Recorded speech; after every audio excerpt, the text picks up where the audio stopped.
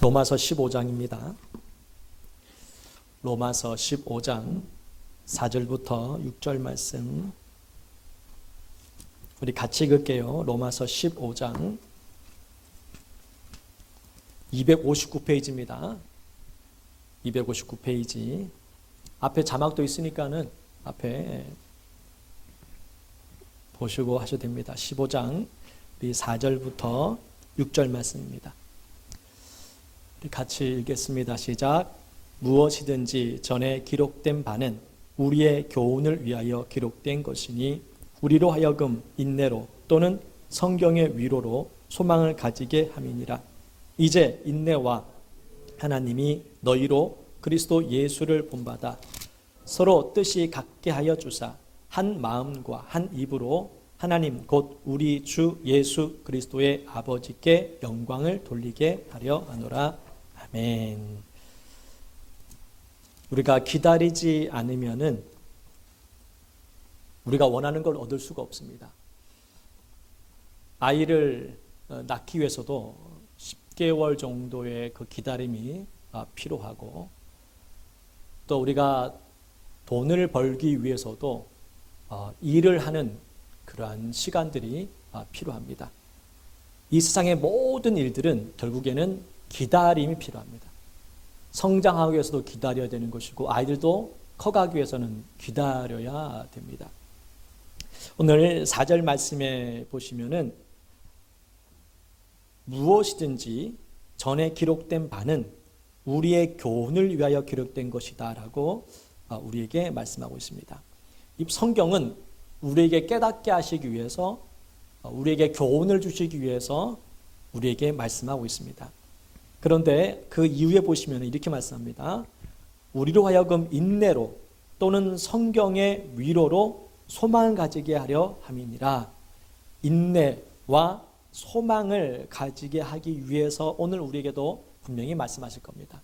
혹시 절망 가운데 있다면 주님이 주신 그 마음이 아닙니다. 하나님 우리에게 소망을 주고 위로를 주고 인내하기를 원하신다. 이 사실을 다시 한번 기억했으면 좋겠습니다. 전 세계 10개국을 이제 조사를 했습니다. 그 조사 내용은 뭐냐면은 당신은 태어난 나라에서 살고 싶습니까? 여러 질문 중에 하나입니다. 10개국에서 조사를 했는데 다른 나라에서 살고 싶다고 가장 많이 대답한 나라가 어느 나라인지 아시겠습니까? 한국 사람이, 이 10개국 중에 한국 사람이 다른 나라에 살고 싶다라고 대답을 제일 많이 했습니다. 두 번째 대답 많이 한 나라가 어디냐면은 말레이시아입니다. 세 번째는 베트남입니다. 가장 그래도 이 나라에서 사는데 행복하다라고 고백했던 나라가 누구냐면 캐나다였습니다. 캐나다. 근데 우리는 말레이시아나 베트남보다는 훨씬 잘 살고 괜찮을 것 같은데 한국 사람들 생각하기에는 꼭 그렇지만은 않은 것 같아요. 이 땅에서 사는 사람들, 특별히 왜 한국 사람들은 이렇게 만족감을 느끼지 못하고 이렇게 살아갈까라는 생각을 해봅니다. 그 이유는 소망이 없기 때문에 소망. 이 땅에 사는 것이 앞으로 내가 10년 후에, 20년 후에는 내가 잘 될 거란 소망이 있으면은 견딥니다. 참습니다. 그러나 그런 소망이 없으니까는 다른 나라에 살고 싶은 욕망이 생기기 시작하는 겁니다. 요즘 또 전염병 때문에, 이 코로나 때문에 살기도 어려졌고 특별히 경제적으로 많은 어려움을 겪습니다. 예전에 며칠 전에 뉴스를 봤을 때 어떤 사람이 인터뷰하는데 문 닫는, 폐업을 하는 그런 가게를 본 적이 있습니다. 그 전까지 장사가 잘 되었는데 이 코로나 이후부터 어려움을 겪고 문을 닫게 되었다라는 그런 얘기를 듣습니다. 그런 사람 한둘이 아닐 거라 생각합니다. 이렇게 많은 어려움을 겪습니다. 그러니 이제 소망이 없고 절망만 찾아오게 되죠. 이제 앞으로 어떻게 살 것인가에 대한 두려움들, 어려움이 점점 많아지고 있는 이런 이 시대에 살고 있습니다. 이럴 때에 우리가 오늘 이 말씀을 통해서 우리가 소망을 얻고 힘을 얻어야 됩니다. 소망이 없는 삶은 고통만 있습니다. 소망이 있는 사람은 지금 고통이 있어도 이겨냅니다. 왜? 앞으로 소망이 있기 때문에. 사람들이 자살을 하는 이유가 뭡니까? 죽으면 모든 것이 끝난다고 생각하기 때문에 자살합니다. 너무 고통스러우니까 내가 죽으면 이제 끝나겠지. 그래서 사람은 자살을 해요. 왜 다른 나라에 살고 싶어 합니까? 이 땅에 소망이 없다 보니까는 다른 나라에 살면 행복해질 거라는 생각을 가지고 있기 때문에 다른 나라에 살고 싶어서 그렇게 이민을 떠나기도 하고 그런 마음을 품기도 합니다. 결과적으로는 다 소망이 없으니까 그런 일들을 이제 벌이는 겁니다. 우리는 분명히 알아야 됩니다. 하나님이 없는 인생은 절대로 소망을 얻을 수 없다라는 겁니다. 가장 살기 좋은 곳에서 산다고 해도 하나님의 은혜를 우리가 깨닫지 못하면 그것도 결국 절망적인 삶을 살게 될 겁니다. 아브라함의 조카였던 롯이 당시에 가장 잘 꾸며진, 잘 만들어진 도시에 살았습니다. 그곳은 에덴 동산 같다라고 성경은 말씀합니다. 그만큼 당대에 이 소돔과 고모라만큼 아름답고 시설이 잘 돼 있고 많은 사람들이 사는 곳은 그렇지 많지 않았던 것 같아요. 롯은 부자였습니다. 그곳에 가면은 나는 이제 행복하게 내 인생 즐겁게 살아야겠다는 생각으로 그곳에 이사를 갔습니다. 그런데 그곳에는 쾌락은 있었는데 기쁨은 없었습니다. 편리한 시설은 다 갖춰져 있는데 영혼의 평안함을 얻을 수 있는 곳은 없었습니다. 그곳은 죄악된 도시였기 때문에 그렇습니다. 방탕함과 쾌락은 있었지만은 하나님과의 관계를 맺을 수 있는 그러한 곳은 없었다는 겁니다. 롯이 깨어있는 사람이었다면 하나님께서 롯에게 나타나가지고 내가 이 땅을 멸망할 것이다 라고 말씀했을 거예요. 그런데 하나님 누구한테 찾아가죠? 아브라함에게 찾아갑니다. 아브라함은 깨어있는 사람이었거든.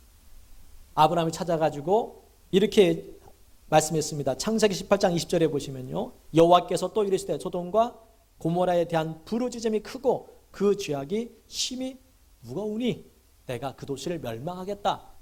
그때에 아브라함이 기도를 합니다. 그곳에 누가 살고 있냐면은 조카가 살고 있거든요. 소돔과 고모라가 멸망당하면 안 돼. 왜? 내 조카가 살고 있었기 때문에.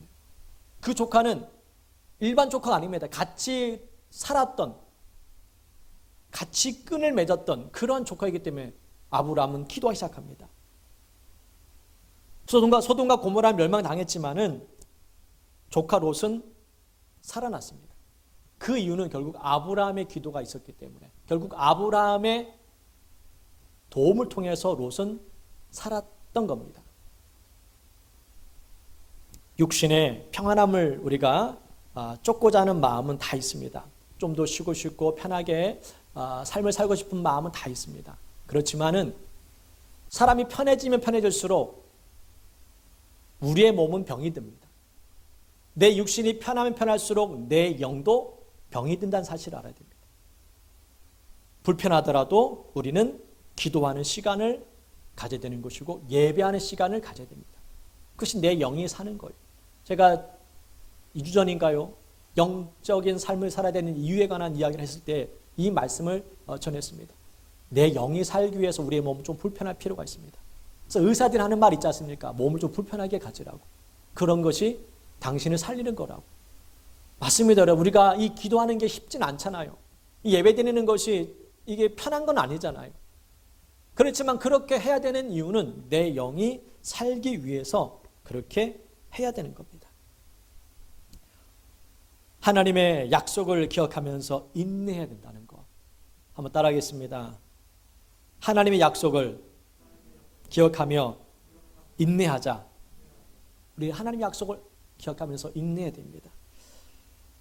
다윗은 10대 중반 정도의 기름을 부음받았습니다. 사무엘을 통해서 다윗은 10대 약 중반 정도의 기름을 받았는데 그 이후부터 다윗은 이제 왕 같은 삶을 살지 못했습니다. 오히려 더 어렵고 힘든 인생을 살아갑니다.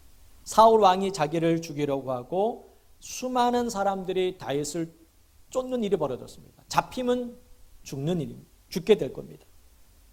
그렇게 환난과 큰 고통을 당하면서 다윗은 사울 왕을 죽일 수 있는 기회가 왔습니다. 사울 왕만 죽이면 자기가 왕이 될 수 있는 상황이에요. 그런데 다윗은 한 번도 아니고 두 번씩이나 사울 왕을 살려줍니다. 내가 죽이는 것이 하나님의 뜻이 아니라는 것을 다윗은 알았습니다. 하나님 원하는 일이 아닌 걸 알았어요. 육신적인 방법으로, 인간적인 방법으로 왕이 빨리 될 수 있지만 그러나 그는 기다렸습니다. 기다림이 여러분 편하게 기다리는 것도 아니에요. 그 삶은 기다리는 동안 너무나 고통과 힘들었습니다. 그때 시편 18편 말씀에 그는 이렇게 고백합니다. 사울 왕이 다윗을 죽이려고 했을 때에 수많은 사람들이 다윗을 죽이려 했을 때 고백한 시입니다. 한번 읽어볼게요. 시편 18편 말씀입니다. 한번 읽어보겠습니다. 시작. 사망의 줄이 나를 휘감고 파멸의 홍수가 나를 덮쳤으며 죽음의 위협이 나를 두르고 사망의 덫이 내 앞에 놓였을 때 내가 고통 중에서 여호와께 부르짖었더니 그가 성소에서 내 음성을 들으시고 내가 부르짖는 소리에 귀를 기울이셨네. 사망의 줄이, 파멸의 홍수가, 죽음의 위협이, 사망의 덫이. 다윗은 죽음이라는 그 고통, 그 힘든 과정을 오랜 시간 동안 겪어왔습니다. 그때마다 힘들 때마다 죽음의 위협이 찾아올 때마다 다윗은 뭘 했습니까? 여호와께 부르짖었습니다. 그랬더니 주님께서 내 소리를 들으셨다. 들으셨다는 얘기는 문제 해결됐다는 얘기는 아닙니다. 다윗이 몇 년 동안 쫓겨다녔냐면은 사울 왕에게 13년 동안 그렇게 쫓겨다녔습니다. 그리고 유다 왕이 되었어요. 그리고 7년을 더 기다린 후에 20년째 되는 해에 다윗이 이스라엘 왕이 되었습니다. 20년 동안 다윗은 기다린 겁니다.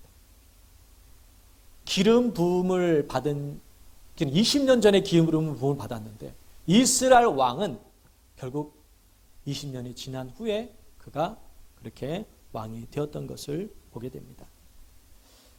좀 빨리 될 수 있었지만은 다윗은 기다렸습니다. 그것이 하나님 원하시는 것이었기 때문에 그렇습니다. 그러니까 우리가 빨리 성공하고 빨리 이루어지면은 괜찮을 거라 생각하는데 오히려 빨리 성공함으로 말미암아 어려움을 겪는 경우도 많습니다. 특별히 신앙생활은 그렇습니다. 신앙생활은 기다림이 필요합니다. 인내가 필요해요. 야고보서 1장 4절 말씀에서 이렇게 말씀하고 있습니다. 인내를 온전히 이루라. 이는 너희로 온전하고 구비하여 조금도 부족함이 없게 하려 함이라. 성경에 나온 인물들 중에 참고 기다림으로 말미암아 승리한 사람들이 있습니다. 아브라함은 75세 부름받았고 하나님께서 내가 너에게 아들을 주겠다라고 말씀해 주셨습니다. 그리고 몇 년 뒤에 아들을 얻었나요? 이삭을 100세에 얻었습니다. 25년을 기다린 거예요. 25년을.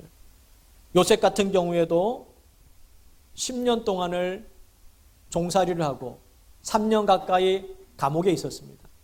13년이라는 시간 동안 그는 하나님의 때를 계속 기다린 겁니다. 더 좋아질 줄 알았는데 점점 더 나빠지는 상황이 처했지만 그날 기다렸습니다. 노아 같은 경우에는 어떻습니까? 배를 만드는데 100년 가까이 걸렸어요. 말이 100년인지 여러분, 매일같이 배를 만듭니다. 얼마나 많은 기다림이 필요해서 아마 지치지 않았을까요? 정말 비가 오긴 오는 건가? 그 배를 만들면서 진짜 하나님께서 심판하시는 건가? 또 사람들은 얼마나 또 비방을 욕을 합니까? 노아를 얼마나 또 욕을 했겠습니까? 정신 나간 사람이라고. 하나님 앞에 완전히 미친 사람이라고. 그런 욕을 얼마나 또 많이 들었겠어요. 그럼에도 불구하고 노아는 꾸준히 기다리면서 배를 만듭니다. 그리고 배가 완성됐을 때에 정말 하나님의 그 역사가 시작된 겁니다. 심판이 시작된 겁니다. 어떤 사람은 여러분 상상할 수 없는 고통을 받으면서 인내하고 기다리는 사람이 있습니다. 성경의 인물 중에 가장 고통받는 사람이 누구냐라고 생각했을 때 아마 이 사람이 아마 떠오를 겁니다. 누가 떠오를까요? 욥이라는 사람이 떠올라야 됩니다. 야고보서 5장 11절 말씀 한번 읽어볼게요. 보라, 인내하는 자를 우리가 복되다 하나니 너희가 욥의 인내를 들었고 주께서 주신 결말을 보았거니와 주는 가장 자비하시고 긍휼히 여기시는 이시니라. 욥 같은 사람도 여러분 하나님을 생각하면서 참고 견디고 인내했습니다. 욥이 어떤 고난을 당한지 여러분 다 아시지요? 자녀 10명이 다 죽었어요. 한 명만 죽은 것도 결국 괴로운데 10명의 자녀가 다 죽었습니다. 그리고 그 재산이 뭐 1억, 2억 정도가 아닙니다, 여러분. 최소한 수백억에 이르는 그 재산을 한꺼번에 다 잃어버렸습니다. 지금은 부돈 맞았다고 생각하면 되겠죠. 거기서 끝난 게 아닙니다. 욥은 병이 들었어요. 그 병도 너무나 고통스러운 병이었습니다. 거기서 끝났습니까? 그래도 하나밖에 남지 않은 가족, 아내마저도 욕을 하고 비방하라고 떠나버렸습니다. 남은 것은 하나도 없습니다. 그럼에도 불구하고 욥은 인내하면서 버티고 기다렸다는 겁니다. 그리고 욥의 결말을 들었지 않았느냐? 욥이 인내하고 기다렸더니 하나님께서 모든 것 다 채우셨지 않았냐? 그래서 인내하는 것은 어렵지만은 인내를 통해서 주시는 하나님의 복이 있다는 것도 여러분 기억했으면 좋겠습니다. 하나님은 절대 우리를 외면하지 않으신다. 따라합니다. 하나님은 나를 외면하지 않으신다. 이 말씀을 꼭 기억했으면 좋겠습니다. 시편 94편 14절 말씀 같이 한번 읽어보겠습니다. 시작. 여호와께서는 자기 백성을 버리지 아니하시며 자기의 소유를 외면하지 아니하시리로다. 자기 백성을 버리지 않습니다. 우리를 외면하지 않으실 겁니다. 두 번째로 우리가 기억해야 될 것은요, 소망을 품어야 됩니다. 예수님을 기다리면서 소망을 품어야 됩니다. 예수님을 기다리면서. 데살로니가전서 2장 19절에 보시면은 우리의 소망이나 기쁨이나 자랑의 멸관이 무엇이냐? 그가 강림하실 때 우리 주 예수 앞에 너희가 아니냐? 우리의 소망은 변함이 없으신 예수님께 도와야지만이 소망이 사라지지 않습니다. 물질에 소망을 두는 사람이 있습니다. 그러면은 물질에 소망을 둔 사람, 물질이 사라지면은 그 사람의 소망도 사라지게 돼 있습니다. 사람에게 소망을 두는 사람이 있습니다. 저 사람 때문에 나는 행복해. 저 사람이 있어서 나는 참 좋아. 근데 그 사람이 사라지게 되면은 이 사람은 절망감이 찾아올 겁니다. 이 세상에 소망을 두는 사람은 내가 죽을 때에 소망도 같이 사라지게 될 것입니다. 그렇기 때문에 우리는 하늘나라의 소망을 둬야 됩니다. 왜냐하면 하늘나라는 변하지 않거든요. 예수님께 소망을 둬야 되는 이유는 예수님은 변하지 않거든요. 세상의 모든 것들은 다 사라질 겁니다. 베드로후서 3장 12절 13절 말씀 한번 읽어볼게요. 읽습니다. 하나님의 날이 임하기를 바라보고 간절히 사모하라. 그 날에 하늘이 불에 타서 풀어지고 물질이 뜨거운 불에 녹아지려니와 우리는 그의 약속대로 의가 있는 곳인 새 하늘과 새 땅을 바라보도다. 우리가 바라볼 곳, 소망은 새 하늘과 새 땅입니다. 이 땅에 있는 모든 물질들은 뜨거운 불에 녹아지려니와 라고 말씀합니다. 눈에 보이는 모든 것들은 다 이제 사라질 겁니다. 그때가 언제인지 모르지만 분명히 이 모든 것들은 사라질 거예요. 이 땅에 소망을 두면은 다 사라지는 것에 소망을 두고 사는 겁니다. 어리석은 그런 삶을 살고 있다는 겁니다. 2010년 후반대에 와서 욜로라는 말이 이제 등장을 했습니다. 욜로라는 말이. 그래서 욜로족이 생기기도 했습니다. 많은 젊은 사람들이 이 욜로족에 빠져들었습니다. 무슨 뜻이냐면 인생은 오직 한 번밖에 없다. 그러니 인생을 우리가 죽기 전에 즐겨야 된다. 그런 의미가 담겨 있습니다. 젊었을 때 우리가 내가 원하는 거 하고 싶은 거 하지 못하면은 나이 들어서는 더 못한다는 겁니다. 우리 권사님도 이제 연세가 다 드셔가지고 이제 뭘 하고 싶지만 하지 못해요. 왜냐하면 나이가 이제 들면은 병이 들기 시작하고 뭔가 하고 싶어도 이제 나이가 들어서 힘이 딸려서 하지도 못해요. 그러한 모습을 보면서 젊은 사람들이 이런 얘기를 합니다. 지금 하지 않으면 후회한다. 지금 놀러 가지 않으면 후회한다.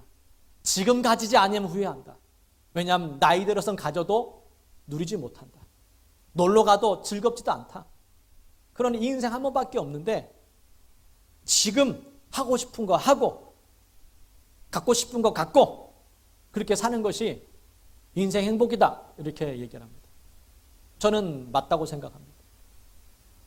하나님 믿지 않는 사람이라면 그렇게 사는 게 맞다고 저는 생각해요.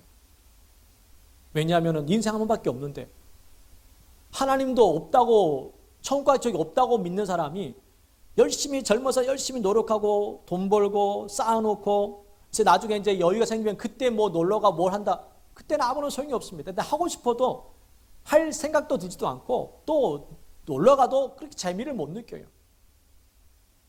인생 한 번밖에 없기 때문에 그렇습니다. 그런데 우리는 한 번 인생 사는 게 아닙니다.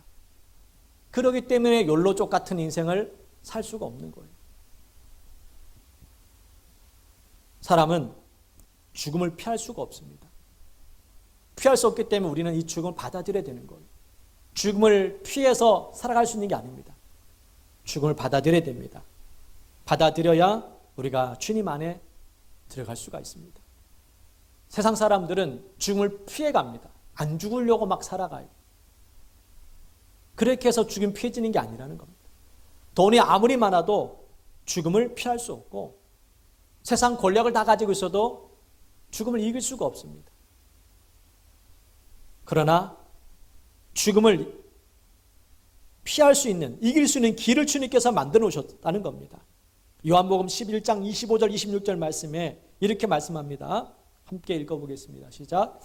예수께서 이르시되 나는 부활이요 생명이니 나를 믿는 자는 죽어도 살겠고 무릇 살아서 나를 믿는 자는 영원히 죽지 아니하리니 이것을 네가 믿느냐. 여러분 이것을 믿습니까? 여러분은 내가 죽지만은 죽지 않는다는 것, 이것을 믿으셔야 됩니다. 이 이야기는 이단과 사이비처럼 우리 육신이 죽지 않는다는 얘기가 아닙니다. 우리 육신은 죽어요. 그렇지만은 우리의 육신이 죽음으로 끝나는 것이 아니라 영혼이 있고 앞으로 예수님께서 오셨을 때 다시 재림하실 때 우리의 몸은 영원한 몸으로 바뀐다라고 말씀합니다. 고린도전서 15장 50절 52절 말씀에 보면은요 이렇게 말씀합니다. 형제들아 내가 이것을 말하노니 혈과 육은 하나님 나라를 이어받을 수 없대요. 또한 썩는 것은 썩지 아니한 것을 유업으로 받지 못한다라고 말씀합니다. 51절 52절 말씀 읽습니다. 다시 같이 이어서 읽습니다. 시작. 보라 내가 너에게 비밀을 말하노니 우리가 다 잠잘 것이 아니요 마지막 나팔의 순식간에 호련히 다 변화되리니 나팔 소리가 나매 죽은 자들이 썩지 아니할 것으로 다시 살아나고 우리도 변화되리다. 여러분도 변화될 줄 믿습니다. 예수 안에 있으면 이렇게 변화됩니다. 영화로운 몸으로 바뀐다는 겁니다. 헬렌 켈러가 이런 말을 했습니다. 행복의 문 하나가 닫히면 다른 문들이 열린다. 우리는 닫힌 문들을 멍하니 바라보다가 열린 문을 보지 못한다. 헬렌 켈러가 누군지는 아시죠? 앞을 보지 못하고 듣지 못하는 여자였습니다. 하나의 장애도 정말 이 땅에 살아가기 힘든데 그는 시각장애인이었다가 청각장애인까지 되었습니다. 그런데 헬렌 켈러는 그 어떠한 사람보다 더 훌륭한 삶을 살았습니다. 그 이유가 뭘까요? 이 헬렌 켈러가 얘기했던 것처럼 그가 닫힌 문만 바라보지 않았습니다. 시각장애인이고 청각장애인이었지만 그것만 바라보고 고통과 절망 가운데 빠진 것이 아니라 다른 것을 바라봤습니다. 내가 할 수 있는 것들을 바라보기 시작하는 것. 우리도 마찬가지입니다. 우리는 하늘을 바라봐야 돼요. 하나님은 우리의 문을 항상 열어놓습니다. 주님 바라보게 되면은 그 주님 안에서 열려져 있는 문을 보게 될 것입니다. 우리가 안 되는 거 보고 절망하지 말고 그 절망 가운데에 우리가 주님을 바라봐야 됩니다. 그러면은 주님께서 새로운 길을 열어놓으셨다는 겁니다. 고통만 바라보지 못이라는 겁니다. 그 고통 가운데에 주님께서 나에게 주신 메시지를 바라봐야 된다는 겁니다. 우황청심환 여러분 다 먹어보셨을 거예요. 우황청심환에 우황이 들어가잖아요. 이 우황이 어떻게 만들어지는지 혹시 아십니까? 이 우황은 이 소의 쓸개, 담낭에 있는 결석입니다. 돌 같은 거예요. 소가 이 결석에 걸리면 고통스러워합니다. 근데 그것이 우리에겐 약이 된다는 거예요. 소는 병이 들어서 이 담낭의 고통을 겪지만은 그것을 가지고 와서 우리에게 약을 만든다는 겁니다. 소에게는 고통이지만 사람에게는 약이 된다는 거. 제가 이 말씀드리고 싶은 이유는 뭐냐면은 어떤 사람에게는 그 고통이 고통으로 끝나는 경우가 있습니다. 그러나 어떤 사람은 그 고통 때문에 더 큰 것을 깨닫게 되는 경우도 있다는 거. 바울 같은 사람이 그랬습니다. 바울은 너무나 큰 병을 걸렸습니다. 그래서 하나님 앞에 간절히 3번씩이나 간절히 기도했음에도 불구하고 하나님께 응답하지 않았습니다. 그때 그 바울이 깨달은 게 뭡니까? 따라합니다. 내가 약할 때 곧 강함이라. 이 바울의 고백입니다. 내가 그 병으로 고통 가운데 있을 때에 하나님께서는 치료해주지 않고 그냥 내버려 줬습니다. 내 은혜가 족하도다. 네가 그것이 약함으로 말미암아 더 강해진다라는 것. 고통이 우리의 삶을 온전케 만들 수 있습니다. 사람은 잘 되면 잘 될수록 교만해집니다. 근데 고통이 찾아오게 되면 그 교만함이 깨어지는 일이 벌어집니다. 지난 금요 기도회 때 했던 말씀인데 시편 42편 5절 말씀 같이 한번 읽어보겠습니다. 시작. 내 영혼아 내가 어찌하여 낙심하며 어찌하여 내 속에서 불안해하는가. 너는 하나님께 소망을 두라. 그가 나타나 도우심으로 말미암아 내가 여전히 찬송하리로다. 42편의 이 시는 고통과 비탄에 빠진 고라 자손의 시입니다. 너무 고통스러운 거예요. 너무 낙심이 되는 상황에서 내 삶 너무 불안한 겁니다. 내가 이렇게 살다가 내가 어떻게 될까? 이 두려움과 고통이 찾아오는 겁니다. 그러면서 내 영혼아 내가 어찌하여 낙심하며 어찌하여서 불안해하는가? 그런데 이 불안과 고통과 절망적인 이 모든 것들을 하나님께 소망으로 바꿔버립니다. 그리고 이렇게 고백합니다. 내가 여전히 찬송하리로다. 따라하겠습니다. 내가 여전히 찬송하리로다. 지금 내 환경은 절망적이고 낙심이 있고 되는 것이 하나도 없지만은 그럼에도 불구하고 하나님 바라보면서 찬송하겠다라는 그런 믿음의 고백입니다. 여러분도 이런 믿음의 고백이 필요합니다. 소망이 필요합니다. 하나님께서 내 삶을 회복시킬 것이다. 이 소망을 가지고 우리가 기도해야 됩니다. 그래야 그 기도가 강해지는 것이지. 나는 이제 끝났구나. 나는 이제 모든 것을 다 포기해야 되는구나. 이래 살다가 나는 죽게 되었구나. 이렇게 생각하면서 기도하면 그 기도의 힘은 결국 약할 수밖에 없습니다. 저와 여러분은 하나님께 소망을 두고 살아야 될 줄 믿습니다. 주님 바라봐야 됩니다. 주님 바라보면 주님께서 허락하신 은혜가 있을 것입니다. 하나님이 함께 하신다는 것은 우리에겐 축복이 됩니다. 그러나 예수 안에 있지 않는 사람에게는 재앙이 되는 겁니다. 사무엘상 7장 13절 말씀에 이에 블레셋 사람들이 굴복하여 다시는 이스라엘 지역 안에 들어오지 못하였으며 여호와의 손이 사무엘이 사는 날 동안에 블레셋 사람을 막으셨다라고 말씀합니다. 하나님이 이스라엘 백성들과 함께 했더니 블레셋 사람들은 고통을 당하기 시작합니다. 우리가 하나님과 함께함으로 말미암아 주시는 큰 축복이 있습니다. 어떤 상황에서는 우리에게 큰 은혜가 되기도 하지만 어떤 상황에서는 어려움을 찾아오기도 합니다. 엘리의 아들이었던 홈리와 비느하스가 언약궤를 메고 전쟁터에 나갑니다. 전쟁터에 나가게 된 원인이 뭐냐면은 그 전에 참패를 당했거든요. 근데 서로 의논합니다. 지도자들이 모여서 우리가 왜 전쟁 패했을까? 어떻게 하면 이길 수 있을까? 의논하다가 언약궤를 들고 나갑시다. 결정이 된 겁니다. 왜냐하면 그 위에 어른들이 하는 말들이 있었습니다. 우리가 이 땅을 차지한 것, 우리가 이렇게 이 나라를 경고에 세울 수 있었던 것들을 다 들었습니다. 어떻게 들었냐면 언약궤를 메고 요단강을 밟았을 때 요단강이 갈라지는 기적이 있었고 그 누구도 쓰러지지 못했던 여리고성도 언약궤를 메고 돌았을 때 여리고성이 무너졌다는 얘기를 이제 그들은 잘 알고 있습니다. 야, 승리의 비결은 언약궤구나. 언약궤만 들고 나가면 우리는 이길 것이다라는 생각을 가지고 언약궤를 들고 전쟁터에 나갔는데 완전히 패해버립니다. 그리고 언약궤까지 빼앗긴 일이 벌어졌습니다. 왜 그런 일이 벌어졌습니까? 하나님께서 함께하지 않는 전쟁이었어요. 자기들은 나름대로 뭔가 계획을 세우고 나가면 승리할 줄 알았습니다. 언약궤만 들고 나가면 이길 줄 알았어요. 그런데 그렇지 않았다는 겁니다.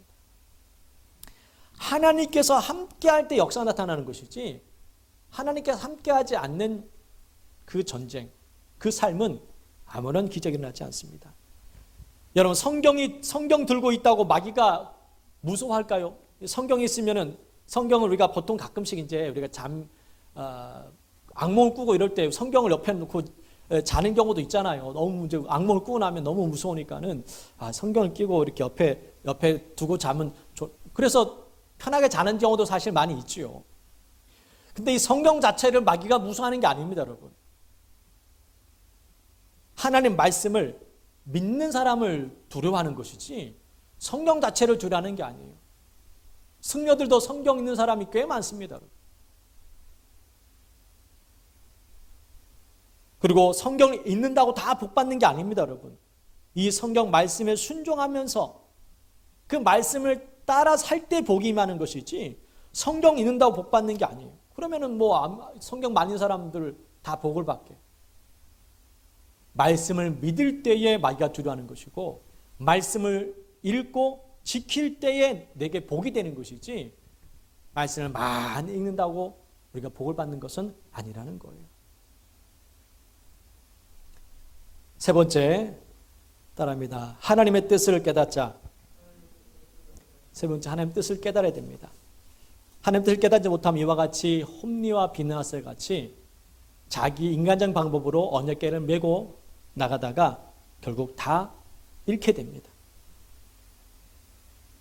얼마 전에 세계에서 사건이 전하는 뉴스를 보게 되었습니다.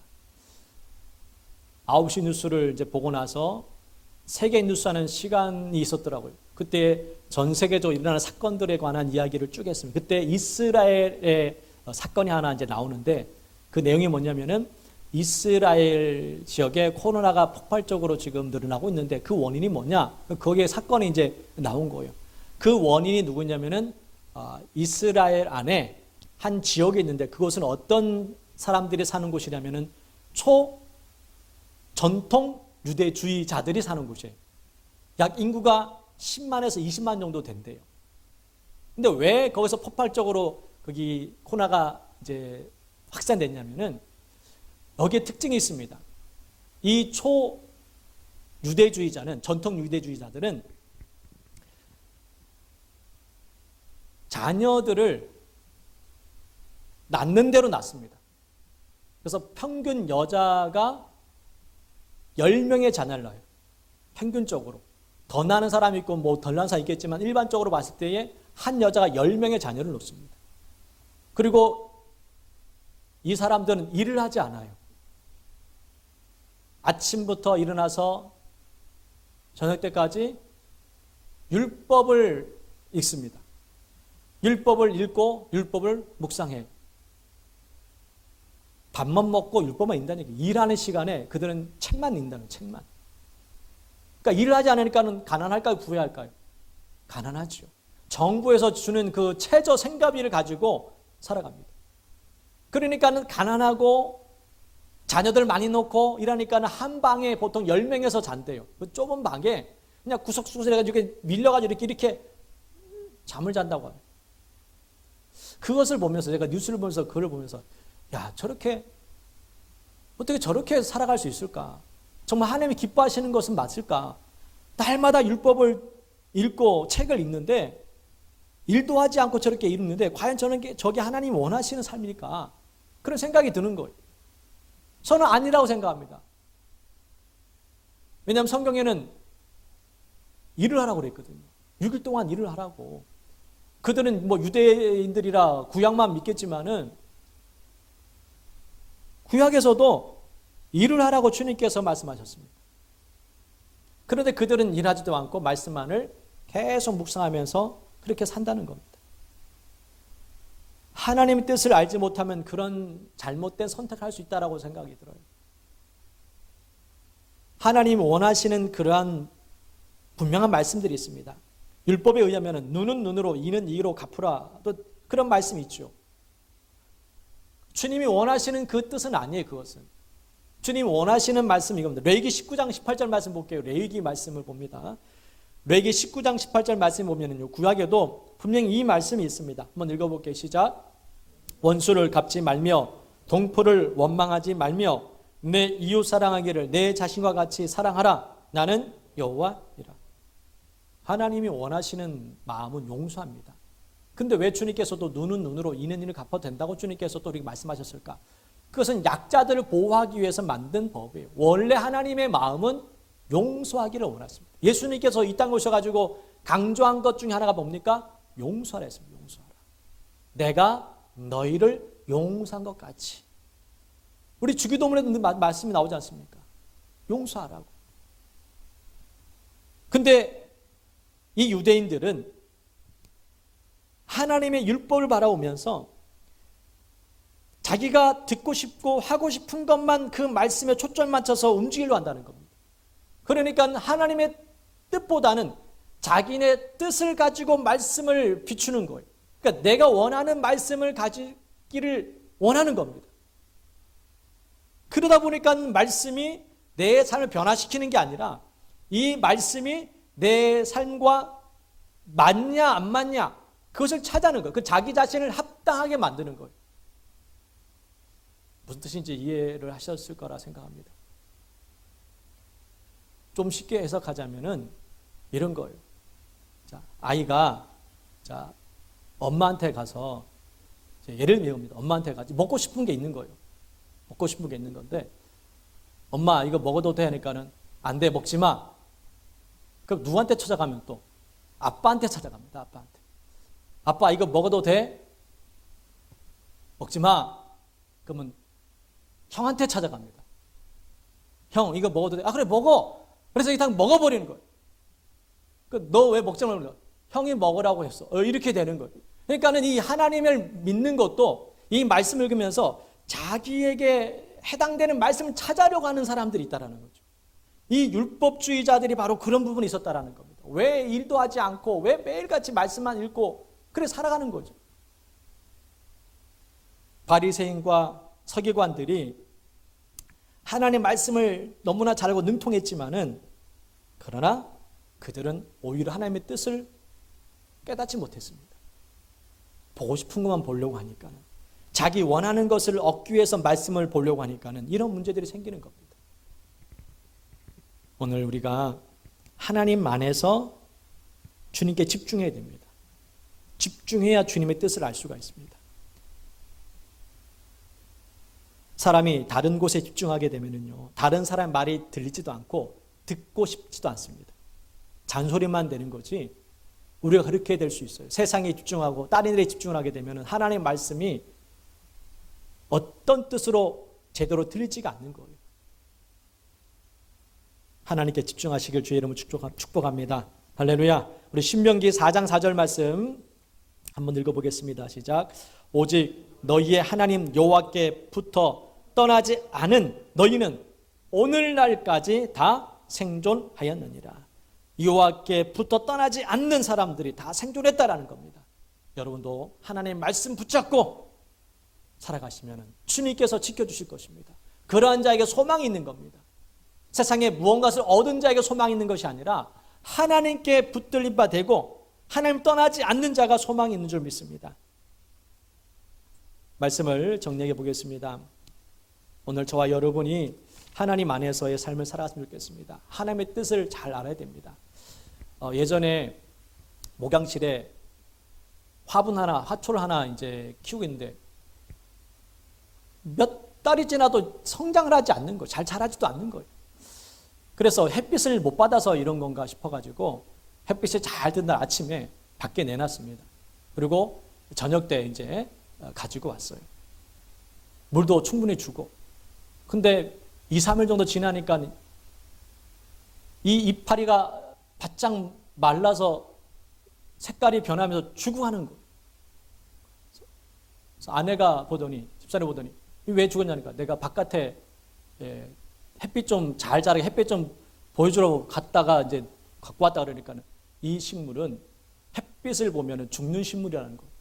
그러니까 햇빛을 간접적으로 봐야지 직접 받으면 이거는 그늘에서 크는 식물이라 죽는다는 겁니다.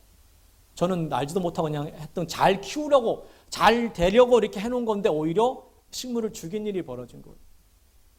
우리가 하나님을 믿으면서도 하나님 뜻을 알지 못하면 이런 일이 벌어지는 겁니다. 바리새인들과 서기관들이 바로 그랬거든요.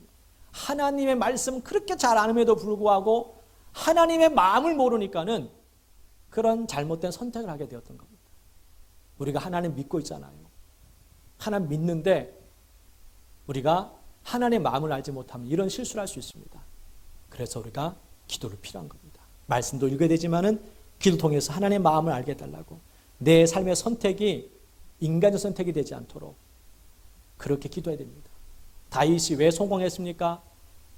사울왕을 죽일 수 있는 상황이었지만 그것이 인간적인 방법이라는 것을 알았어요. 내가 당장의 왕이 될 수 있지만은 그러나 주님이 원하시는 것이 아니다. 기다려야 되는구나. 아직 때가 아니다. 하나님의 때가 있을 거야. 기다리고 기다렸더니 결국 그가 오늘날까지 다윗 왕을 가장 존경하는 왕이 된 것처럼 여러분도 그런 은혜가 임하기를 주의 이름으로 축복합니다. 우리 찬양 드리는 후에 통성으로 간절히 기도하는 시간을 갖도록 하겠습니다.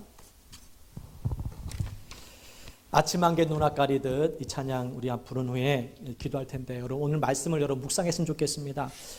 이 땅에 소망을 두지 않았으면 좋겠습니다.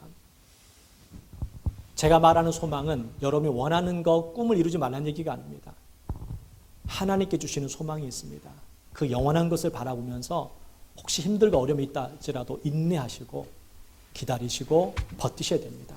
그리고 소망을 품으십시오. 하나님은 절대로 우리가 망하기를 원하지 않습니다. 그러니 오늘 아침 한개 눈앞 가리듯 또 빗줄기에 바위 패이듯 그런 여러 가지 힘든 그런 과정도 있겠지만은 그러나 주님 안에서 힘을 얻으시고 십자가의 은혜를 깨닫고 승리하시기 바랍니다. 찬양 드립니다.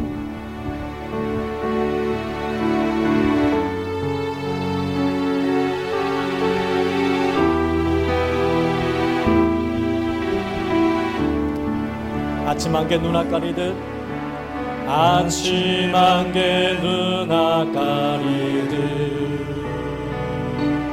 나의 약한 믿음을 심사일 때 부드럽게 다가온 주의 음성 아무것도 염려하지 마라 빗줄기에 바위 패이듯 나의 작은 소망 사라져갈 때 고요하게 들리는 주의 음성 내가 너를 사랑하노라 내가 너를 사랑하노라 외로움과 방황 속에서 주님 앞에 나아갈 때에 위로하시는 주님 나를 도우사 상한 나의 마음 감싸 주시네 십자가의 보혈로서 주의 크신 사랑 알게 하셨네 주님께 감사하리라 주님께 감사하리라 언제나 주님께 다 같이 우리 시간 우리 통성으로 기도합니다. 하나님 아버지 늘 하나님의 그 은혜를 우리가 잊어버리고 살고 있지는 않았는지요. 오늘 이 시간 다시 한번 주님의 은혜를 회복하기 원합니다. 세상 살아가면서 때로는 절망적인 일들이 우리에게 찾아오고 어렵고 힘든 그러한 문제들이 우리에게 닥치기도 하지만 그러나 영원한 저 하늘나라가 있기에 예수님이 나와 함께 하시기에 우리가 늘 절망하지 않고 다시 일어설 수 있음을 알게 하여 주시옵소서. 주님 인내하기 원합니다. 다윗이 힘들고 어려운 순간에도 인간적인 방법으로 사울을 없앤 것이 아니라 용서하고 기다리고 또 기다림으로 말미암아 결국 하나님 때에 왕이 되었던 것처럼 요셉도 정말 하나님의 때를 기다리고 참고 견딤으로 말미암아 결국 그가 애굽의 총리가 되었던 것처럼 오늘 이 땅에 살면서 때론 어렵고 힘든 일들이 우리에게 있을 수 있지만은 그때마다 하나님을 생각하고 견디게 하여 주시고 인내하게 하여 주시고 소망을 품게 하여 주시옵소서. 내 뜻대로 되지 아니할지라도 하나님의 뜻이 이루어질 때를 우리가 기다리고 또 기다릴 수 있도록 도와주시옵소서. 세상의 물질에 소망을 두지 않게 하여 주시고 영원한 하늘나라의 소망을 두고 예수님 바라보며 참을 수 있도록 도와주시옵소서. 하나님의 뜻이 무엇인지를 잘 깨닫게 원합니다. 하나님 말씀을 잘 분별할 수 있도록 도와주시고 인간적 생각으로 말씀을 바라보는 것이 아니라 내가 듣고 싶은 말씀만 아버지 뜻을 찾아가는 것이 아니라 하나님의 그 마음을 가지고 아버지 살아갈 수 있도록 아버지 하나님께서 은혜와 긍휼을 베풀어 주시옵소서. 십자가의 그 은혜와 그 사랑 깨닫게 하여 주시옵소서. 성령님 붙들어 주시옵소서. 좌우로나 우로나 치우치지 아니하고 아버지 예수님께 늘 붙들림 받으어서 끝까지 말씀에 의지하면서 살아갈 수 있도록 믿음을 주시옵소서. 이 세상에 아버지 죽음으로 끝나는 것이 아니라 아버지 그 이후에 하나님의 심판이 있다는 사실을 알게 하여 주셔서 두렵고 떨림으로 구원을 이루어가게 하여 주시옵소서. 두렵고 떨림으로 구원을 이루어 나갈 수 있도록 하나님 도와주시옵소서. 오늘 말씀을 또한 묵상하며 기도할 때 하나님께서 깨닫게 하여 주시옵소서. 하나님 말씀하여 주시옵소서. 주여 우리의 잠자는 영혼들을 깨워주시옵소서. 육신이 평안한 것만 아버지 쫓아 살지 않고 하나님 나라를 위해서 이제 주님의 일들을 감당하는 삶을 살아갈 수 있도록 아버지 도와주시옵소서. 성령님 붙들어 주시옵소서. 성령 하나님께서 이끌어 주시옵소서. 아버지 감사합니다. 도와주시옵소서. 십자가의 보혈로서 주의 크신 사랑 알게 하셨네. 주님께 감사하리라. 언제나 주님께 감사. 십자가의 보혈로서 십자가의 보혈로서 주의 크신 사랑 알게 하셨네. 주님께 감사합니다. 언제나 주님께 감사해. 하나님 아버지, 오늘 말씀을 통하여서 우리 자신을 살펴봅니다. 다윗처럼 인내하지 못하고 빨리 해결받기를 원하고 빨리 성공하기를 원하는 그런 마음들이 너무나 앞서서 주의 말씀에 순종하기보다는 인간적인 방법으로 많은 일들을 해결하려고 할 때가 있었습니다. 오늘 말씀처럼 우리가 인내하는 마음을 주시옵소서. 다윗처럼, 요셉처럼, 아브라함처럼 기도하면서 하나님의 때를 우리가 맞이할 수 있도록 주님 인내하는 마음을 주시옵소서. 또 우리에게 소망을 주시옵소서. 이 땅을 바라볼 때마다 절망적인 일만 자꾸 우리에게 보입니다. 신앙생활하기도 점점 힘들어지는 것처럼 느껴집니다. 이런 상황에 우리가 낙심하지 않고 늘 소망을 품고 살아가기 원합니다. 그리고 내 뜻보다 하나님의 뜻이 먼저임을 항상 기억하게 하여 주옵소서. 내 뜻을 이루기 위해서 하나님을 이용하지는 않았는지요.